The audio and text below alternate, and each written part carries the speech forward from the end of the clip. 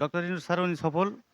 উনি দেশ যেভাবে চালিয়ে যাচ্ছে, আশা করি আমি মনে করি আরো কমে করে ৫ বছর উনি দেশে এভাবে দেশ চালিয়ে যাক। দেশ আমাদের কিছু উন্নত করে দিয়ে যাক।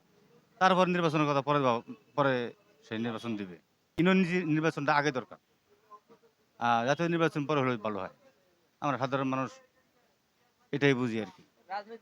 কারণ রাজনীতি এক দল তো ক্ষমতায় আসলো তখন ওদের মেম্বার চেয়ারম্যান হবে। আবার এই সাধারণ লোক আসতে পারবে না। তখন রাজনীতি খেলা শুরু হয়ে যাবে।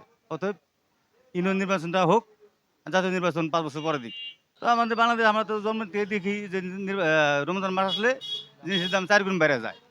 এবার একটু কম হয়েছিল, উনি বাইরে থেকে আনতে পারছে, দেশের টাকা লুটপাট হয় নাই। দেশের টাকা দেশে আছে। সেজন্য একটু জিনিসের দাম কম ছিল। আওয়ামী লীগ সরকার তো ফ্যাসিস্ট সরকার। উনি তো দেশটারে লুটপাট করে খেয়ে চলে গেছে।